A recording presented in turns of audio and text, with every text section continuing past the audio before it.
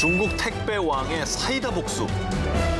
지난 2016년 4월 중국의 한 인터넷 사이트에 올라온 영상이 대륙을 뜨겁게 달궜습니다. 영상 속 배경은 중국 베이징의 한 고급 아파트 단지. 한 중년 남성이 앳돼 보이는 남자의 뺨을 사정없이 때리는 모습이 담겨 있습니다. 어우, 나이 지긋하신 분이 말이야. 왜 이러는 거예요? 사람들이 말리는데도 자 이게 어떻게 된 일이냐 하면 내가 후진하는데 너 따위가 어디라고 끼어들어! 자신의 자동차를 긁었다는 이유로 중년 남성이 다짜고짜 택배기사에게 폭력을 휘둘렀고요. 택배기사는 아무런 저항도 없이 그저 맞기만 했는데요. 이후에 택배기사가 차주에게 400위안, 약 6만 원의 합의금을 전한 것으로 이 사건은 마무리되는 듯 했습니다. 심지어 합의금까지 받아갔군요. 받아갔어요. 하지만 이 동영상과 사연이 퍼지자마자 인민들은 대분노합니다. 자, 그런데요.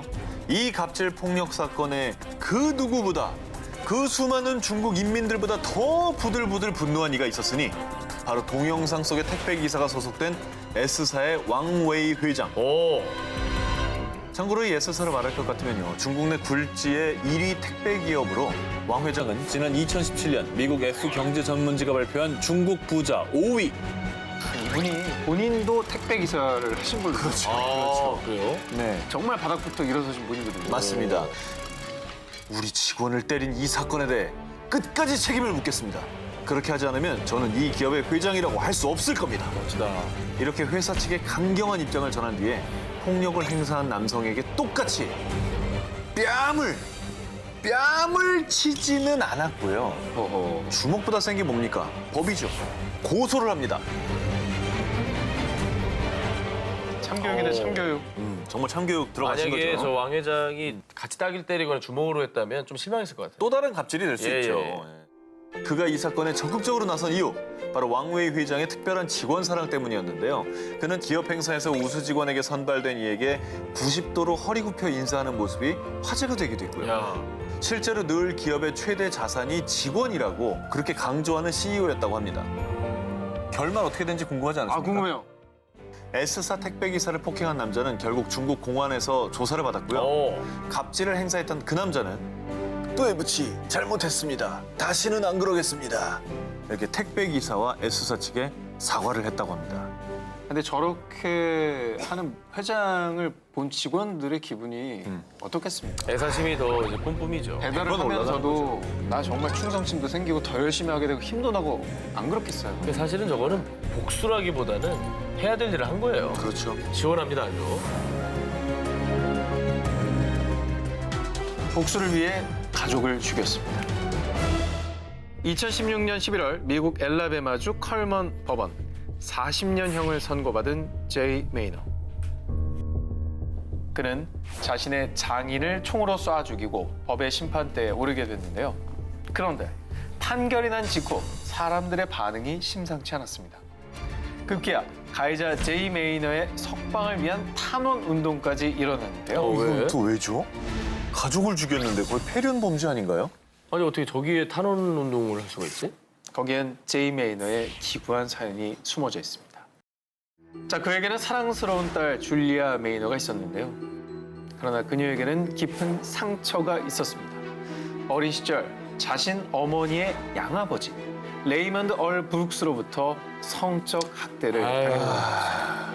당시 줄리아의 나이는 고작 4살.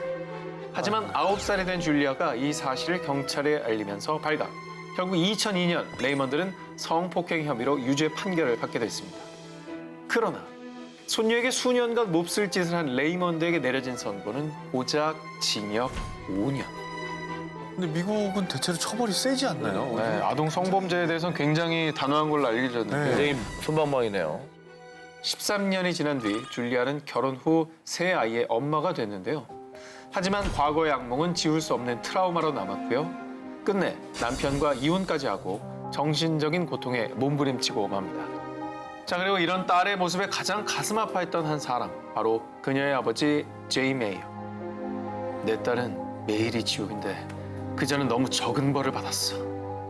이렇게 딸의 고통에 응당한 복수를 하기로 결심한 겁니다. 2014년 6월 총을 챙겨 자신의 장인 레이먼드의 집으로 향한 제이. 그는 정확히 레이먼드를 향해 방아쇠를 당겼고요. 곧바로 경찰에 체포된 제이는 1급 살인 혐의로 기소가 된 겁니다. 그래서 탄원운동이 생기기 시작했던 거군요. 하지만 이번에는 아버지를 위해 딸 줄리아가 나섰습니다. 나서야죠. 그녀는 아버지의 형량을 줄이기 위해 자신의 신상이 공개되는 걸 두려워하지 않았습니다. 언론사와의 인터뷰는 물론 아버지 제이의 석방 및 형량을 줄이기 위한 운동을 시작. 무려 2만 2천여 명이 넘는 사람들이 제이의 석방 운동에 동참했다고 합니다. 인정사정 볼 것 없다. 글로벌 복수 19, 12위 공개합니다.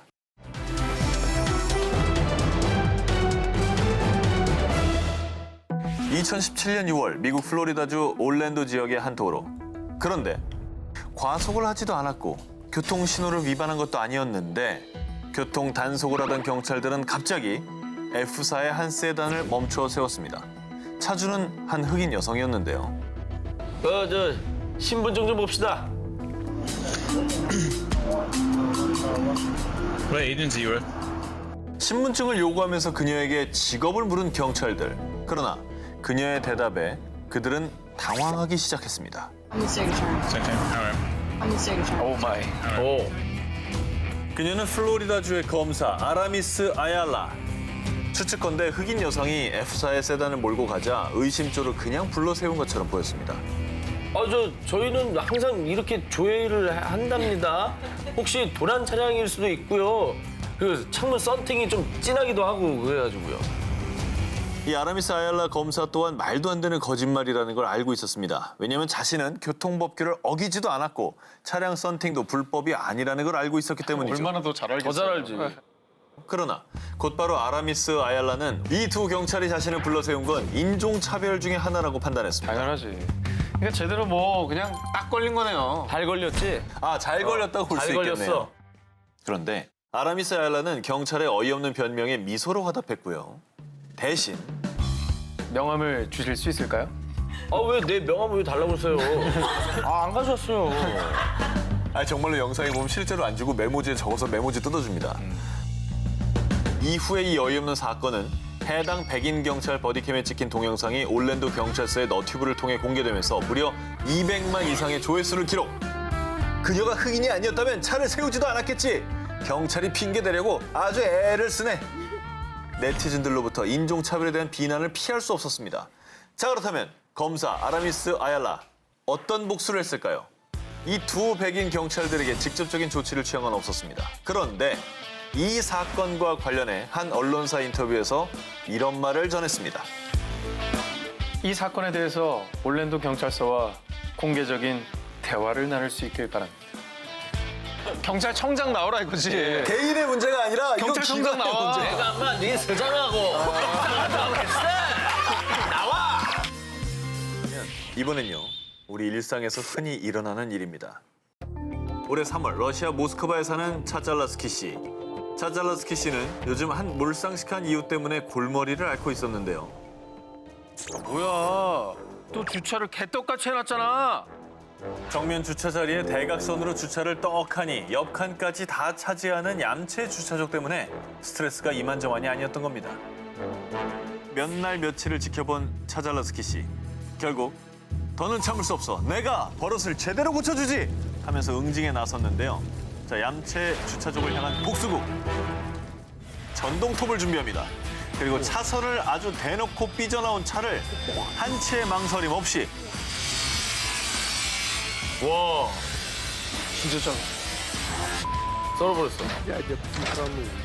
그 다음에 자신의 차를 유유히 그 옆에 댔습니다. 이 놀라운 광경을 놓치지 않고 한 행인이 촬영을 했고요. 너튜브에서 크게 화제가 됐습니다. 그래서 네티즌들은 나도 저런 경험 있는데 완전 통쾌하네. 그래도 저건 너무 심한 거 아니야? 말로 하지. 라며 정말 각양각색의 반응을 보였습니다.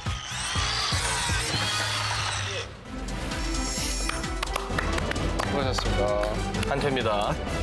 2017년 4월 영국의 한 마을을 가득 채운 노란 차들.